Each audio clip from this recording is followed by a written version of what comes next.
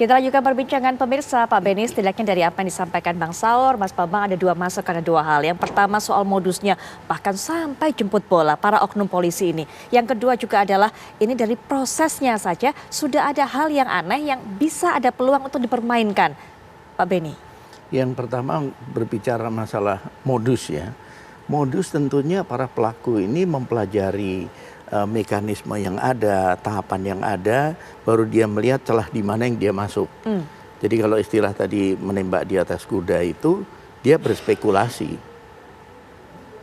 Bisa dia dapat bocoran dari dalam. Dia ngecek si ini kira-kira gimana. Oh, hasilnya bagus.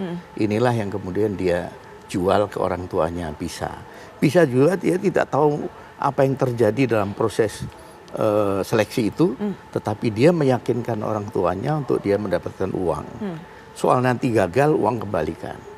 Kalau nanti lolos, ya itu hak dia. Nah inilah spekulasi seperti ini, khususnya yang berdiri sendiri ya.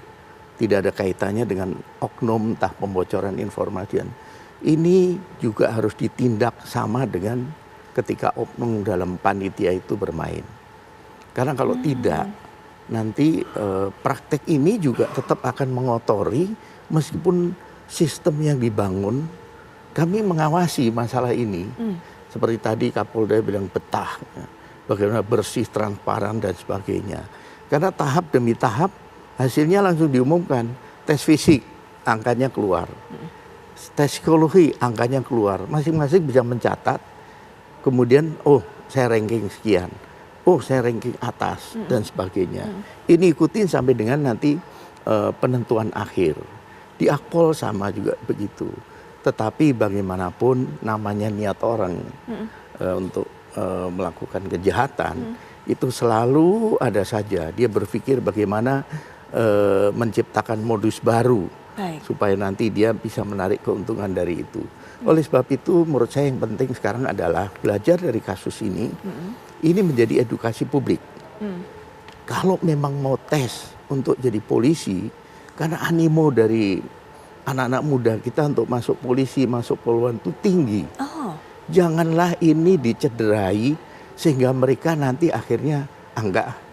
Karena ternyata harus bayar, ternyata sulit dan sebagainya.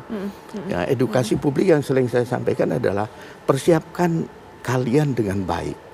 Belajar yang baik, fisik juga tes dulu, ikut bimbingan dan sebagainya. Harus punya kelebihan.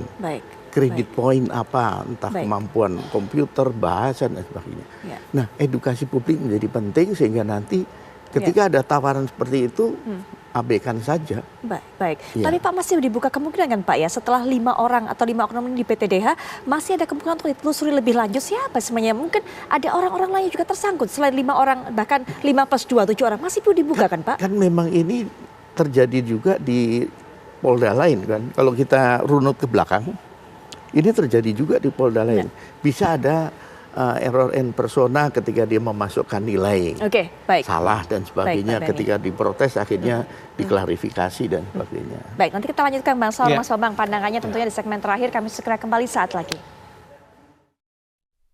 Baik, hanya ada waktu singkat yang tersisa di segmen penutup ini. Mungkin saya bisa berikan yang pertama untuk bisa memberikan closing statement. Ada masukan juga karena Pak Beni bersama kita di sini juga. Mas Bambang silakan. Menjadi seorang anggota polisi ini memang adalah idaman bagi banyak orang ya, apalagi bagi generasi muda kita. Tapi masyarakat pun juga seringkali salah mengartikan bahwa menjadi polisi ini seolah membeli kewenangan yang diberikan negara untuk menjadi penegak hukum. Makanya mereka berani mengeluarkan uang yang besar untuk anaknya bisa masuk menjadi anggota polisi. Makanya ini harus ada upaya evaluasi sistemis terkait dengan pencegahan hal-hal ini ke depan agar tidak terjadi. Makanya lulus tes seleksi ini bukan hanya tidak bisa berhenti di situ saja, tetapi tidak juga menjadi jaminan bahwa dia lulus dalam pendidikan. Seharusnya itu harus dijadikan evaluasi. Jadi ujian-ujian itu terus sepanjang karir mereka di kepolisian itu harus menjadi terus ada evaluasi sehingga Baik. uang yang digelontorkan oleh calon peserta ini tidak percuma kalau itu kemudian tetap dilakukan seperti itu.